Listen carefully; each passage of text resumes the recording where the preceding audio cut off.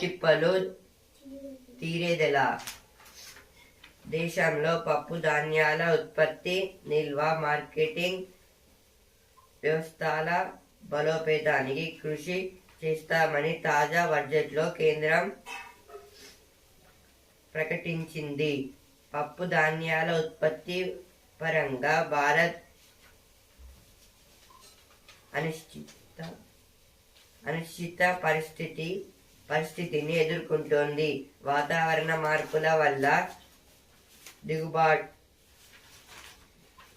దిగుబడులు క్షీణిస్తున్నాయి.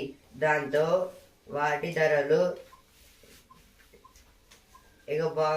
ఎగబాకుతున్నాయి.